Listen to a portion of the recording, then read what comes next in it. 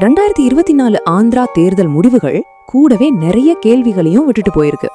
அதுல ரொம்ப முக்கியமானது ஓட்டுப்பதிவு முடிஞ்ச பல மணி நேரம் கழிச்சு பதிவானதா சொல்லப்படுற லட்சக்கணக்கான வாக்குகள் பத்தின மர்மம் தான். வாங்க இத பத்தி கொஞ்சம் ஆழமா பார்க்கலாம். முதல்ல இந்த ஒரு முக்கியமான கேள்வியோட ஆரம்பிக்கலாம். ஒரு நிமிஷம் யோசிச்சு பாருங்க. ஓட்டிங் எல்லாம் முடிஞ்சதுக்கு அப்புறம் பல மணி நேரம் கழிச்சு ஒரு எலெக்ஷனோட ரிசல்ட்டே மாத்த முடியுமா? இதுதான் இந்த முழு மர்மத்தோட மையப்புள்ளி. இந்த நம்பர் தான் இந்த முழு சர்ச்சைக்கும் காரணம்.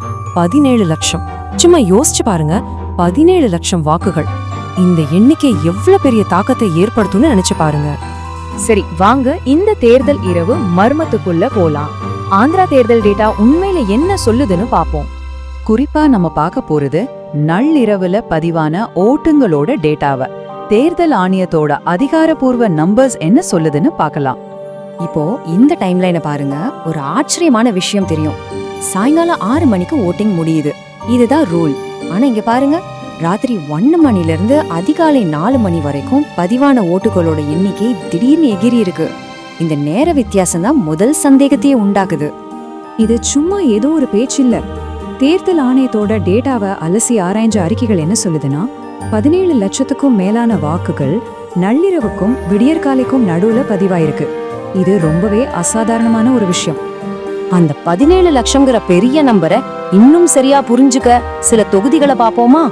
உதயகிரியில 24,000க்கும் அதிகமான ஓட்டுகள், பித்தபுரத்துல 22,000க்கும் மேல, அனபர்த்தில 20,000க்கும் மேல, இப்படி நள்ளிரவுக்கு அப்புறம் பதிவாயிருக்குன்னு சொல்றாங்க.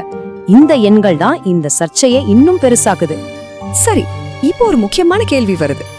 இவ்ளோ வேகமா ஓட்டு போட முடியுமா? இது உண்மையிலே சாத்தியமான ஒரு விஷயம்தானா?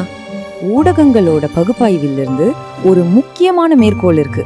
அவங்க என்ன சொல்றாங்கன்னா, சில பூத்துல 6 செகண்டுக்கு ஒரு ஓட்டு பதிவாயிருக்கு. இது நடக்கவே முடியாத ஒரு காரியம். யோசிச்சு பாருங்க, 6 வினாடியில ஒருத்தர் வந்து அவங்க அடையாளத்தை சரிபார்த்து ஓட்டு போட்டுட்டு போக முடியுமா? இந்த டேட்டாவை வச்சு என்ன மாதிரியான முறைகேடு குற்றச்சாட்டுகள் எல்லாம் வருதுன்னு இப்ப பார்க்கலாம். இங்க பாருங்க, 2 விஷயத்த ஒப்பிட்டு பார்க்கலாம். சாதாரணமா என்ன நடக்கும்? சாயங்காலம் 6 மணிக்கு கியூல நிக்கிறவங்க அடுத்த சில மணி நேரத்துல ஓட்டு போட்டுடுவாங்க. ஆனா இங்க சொல்லப்படுற முரண்பாடு என்னன்னா, ஓட்டிங் முடிஞ்சு 6ல இருந்து 10 மணி நேரம் கழிச்சு ரொம்ப வேகமா லட்சக்கணக்கான வாக்குகள் பதிவாயிருக்கு. இந்த 2க்கும் இருக்கிற வித்தியாசம் ரொம்பவே பெருசு இல்லையா? விமர்சகர்கள் முன்வைக்கிற முக்கியமான குற்றச்சாட்டுகள் இதுதான். 1, ஜெயிச்ச என்டிஏ கூட்டணிக்கு சாதகமா ஓட்டுகள் கணக்கு வழக்கில்லாம அதிகரிச்சிருக்கு. 2வது, இவிஎம் மிஷின்ல ஏதாச்சும் தில்லுமுள்ளு நடந்திருக்கலாம், இல்ல டேட்டா என்டர் பண்ணும்போது தப்பு நடந்திருக்கலான்னு சந்தேகப்படுறாங்க. 3வது, இதுக்கெல்லாம் தேர்தல் அதிகாரிகள் கிட்ட இருந்து சரியான நேரத்துல தெளிவான விளக்கம் இன்னும் வரல. இந்த குற்றச்சாட்டுகள் எவ்வளோ தீவிரமானதுன்னு புரிய வைக்க த ஹிந்து பத்திரிகையில வந்த ஆந்திர பிரதேஷ் காங்கிரஸ் கமிட்டியோட இந்த அறிக்கையை பாருங்க. தேர்தல் ஆணையம் தேர்தல்களை சுதந்திரமாவும் நியாயமாவும் நடத்த தவறிடுச்சு. இது ஒரு நேரடியான கடுமையான குற்றச்சாட்டு. சரி, இந்த சர்ச்சை ஆந்திராவோட முடிஞ்சு போற விஷயம் இல்ல. இது ஏன் நம்ம மொத்த தேர்தல் அமைப்புக்கே ஒரு முக்கியமான விஷயமா மாறுது? நம்ம ஒன்னு புரிஞ்சுக்கணும். எந்த ஒரு ஜனநாயகத்தோட ஆணி வேறே அதோட தேர்தல் நேர்மை மேல மக்களுக்கு இருக்கிற அசைக்க முடியாத நம்பிக்கைதான். இந்த மாதிரி சர்ச்சைகள் வரும்போது என்ன ஆகும்? தேர்தல் மேல மக்களுக்கு இருக்கிற நம்பிக்கை குறையும். தேர்தல் ஆணையம் மாதிரியான அமைப்புகளோட நம்பகத்தன்மை கேள்விக்குள்ளாகும். இது தப்பான முன்னுதாரணமா மாறிடும். கடைசியா மக்கள்கிட்ட ஒருத்தருக்கொருத்தர் அவன் நம்பிக்கையை வளர்க்கும். சரி, இப்போ நம்ம இந்த அலசலோட இறுதிக்கு வர்றோம்.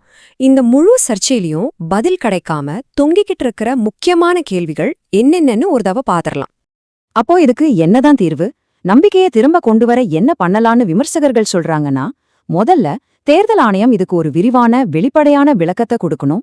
2வது, இந்த சர்ச்சைக்குரிய டேட்டாவை ஒரு சுதந்திரமான குழு தணிக்கை செய்யணும். 3வது, எதிர்காலத்துல இந்த மாதிரி நடக்காம இருக்க ஓட்டிங் முடிஞ்சதுக்கு அப்புறம் டேட்டாவை எப்படி ரிப்போர்ட் பண்ணணும்னு தெளிவான விதிமுறைகள் வேணும். ஆக மொத்தத்துல நம்ம கிட்ட இன்னும் 3 பெரிய மர்மங்கள் இருக்கு. 1, அந்த 17 லட்சம் வாக்காளர்கள் யாரு? 2வது, அவ்ளோ வேகமா ஓட்டு போடுறது உடல் ரீதியா எப்படி சாத்தியமாச்சு? 3வது, ஏன் இன்னும் இதுக்கு அதிகாரப்பூர்வமா புள்ளி விவரத்தோட ஒரு விளக்கம் வரல? இந்த கேள்விகளுக்கெல்லாம் பதில் வர வரைக்கும் 2024 ஆந்திரா தேர்தல் ஒரு ஜனநாயகத்தோட பதிவா இல்லாம ஒரு பெரிய சந்தேகமாவே தான் இருக்கும். கடைசியா இந்த கேள்வியோட நான் முடிக்கிறேன். அரசாங்கத்தோட அதிகாரப்பூர்வ டேட்டாவே ஒரு மர்மமா மாறும்போது வாக்காளர்கள் தங்களோட நம்பிக்கையை எப்படி காப்பாத்திக்க முடியும்? யோசிச்சு பாருங்க. இது ஆந்திராவை பத்தின கேள்வி மட்டும் இல்ல, நம்ம எல்லாரையும் பத்தின ஒரு முக்கியமான கேள்வி.